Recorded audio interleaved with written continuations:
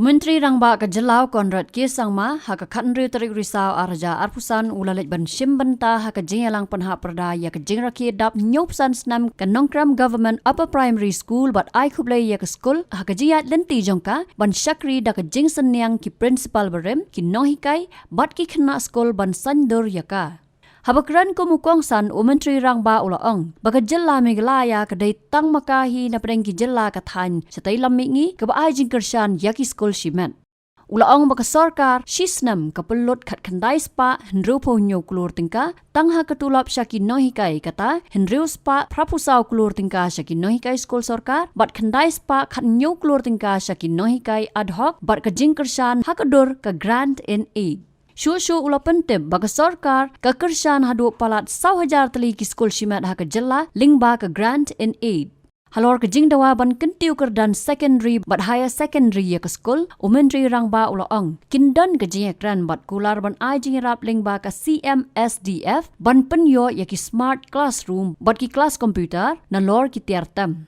Hakani kasngi layadon lang ru daw ba Kyrshan di Directorate of School Education and Literacy DSEL uba lambor malnyang MLA berim kinoy alam snong nalor kiwaypat kentop ki bor penyat school kinoy kai lem ki khna.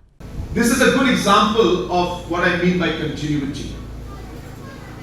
So for whatever reason in the past, in different villages, I'm not saying all, but in different villages you will find the government LP school is run by the government. Upper primaries by the ad hoc by maybe the Presbyterian Church. The secondary school is run by SSA. And the higher secondary school is run, say, by the Catholic Mission. So the student has to go through different schools and different categories. And the assessment that is made about Meghalaya as a school, they assess those 4 schools. Though actually it's just one in that village, the continuity from 0 to or from KG to class 12.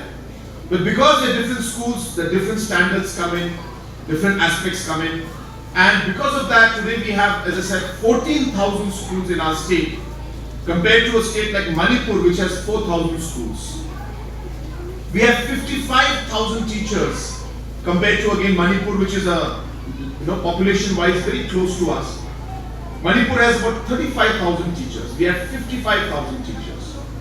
And different categories of school being run by different managing committees. And this continuity that we would want is not there. For example, here now the upper primary is run by government. And then again we go to secondary and high secondary school is there, which is run by deficit pattern by the Dorbar Atiar.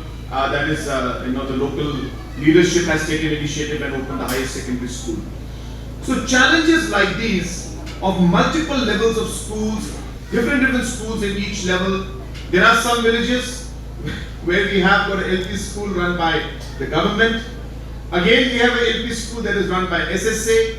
And again, we have an LP school run by, say, the One Mission. And another LP school run by a different mission. So you'll have five teachers in all of them, but each school will have 10 students. So if you count it all together, there'll be 40 students and there'll be 20 teachers teaching. But if there was one LP school, then we would not have that kind of thing. So 40 teachers, 40 students, we'll have to have maybe 3 to 4 teachers and 5 teachers. And that way we'll be able to rationalize the kind of system that we have and rationalize the overall output of the teachers that are there. So these kind of inherent structural challenges lie in our education system. And therefore it's not very easy for us to change that in a matter of a year, 2 years or 3 years. And obviously we cannot just close down the schools and say, well, from tomorrow this LP school will stop functioning or that school will stop functioning. We can't do that because livelihoods are connected to it. And obviously students are studying there. So we need to slowly and steadily move towards a system where we are able to rationalize the schools. I don't want to take you through the challenges that we face and why education sector is maybe one of the most challenging sectors for us. But I thought it's important for our citizens to understand the crux of the problem when education comes in. And that is why I think you must have been reading in the news lately that maybe one of the most critical, difficult, as well as the game-changing decision that the government today is examining, which is to bring in a structured salary system for the ad hoc and the SSA schools, is maybe going to be one of the most important decisions we take in the education sector. Because once we do that, there will be financial implications, no doubt, in hundreds of crores maybe. But this is something that needs to be done so that the next 20 years, because this decision will take time to be implemented in the sense that when the rationalization of teachers takes place, a lot of the schools have expressed their concern and view that they would like to come into the government and government should take over the schools. And obviously only with the permission of the managing committee will we examine those areas, those schools that don't want to come in, we will not force. A lot of politics was played around this, saying that government is going to forcefully come in and take over all the deficit schools, take over the deficit colleges, take over the different schools that are run by different managing committees. Absolutely wrong. Absolutely incorrect. We want to help. We want to work with the schools together. If there is any school that is desiring and willing to work with the government, only then will you extend our hand and say, let's work together.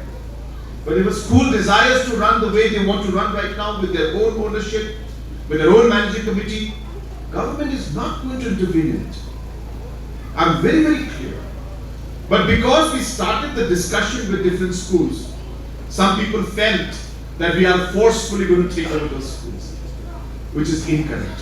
I will clarify this once more on this platform that that is not going to be the case, but slowly and steadily I'm hoping that reforms will take place in the education sector, and I hope that one day we will be able to see the education sector improve and the investments that we make will bear the kind of returns and results that we require, because as I said in my opening remarks, the greatest investment we can make in the state is investment on human resource. There's a Chinese saying which my father and I used to always quote, and I'll quote it today, and why I believe in this, that investment in human capital is important. Because it's a Chinese proverb and I'm sure everybody's heard it. And it says that if your vision is for 1 year, your vision is for 1 month, If your vision is for 1 month or few months, nurture flowers. Because the moment you nurture flowers, you will get results in a few months' time. Habatin, page bahagi kishap, kashap plus F. Ka plus F? Hakabam bangibam dunaki eki batay kamet. Namar kata habathiru atau khau kamlu ka umpnyang kadut page ya kashap plus F hakajingsom. Yaki nutrient kumki vitamin bat ka ayan la icon diat bat ka bathau bha kam khta I ka dur jingki marbam ka jingma lani ka rukom shed yaki. Balehi banai kita. Kadon ka we ka jing mentoy ba kongsan. Ka kot ka khia. Ka nutrition ba khambha ka jing im ba khambha pendon kam daki marba modon ka sharp plus F menta kasni. Lawan Ra Shafi Lingba ko office jong Commissionerate of Food Safety Meghalaya.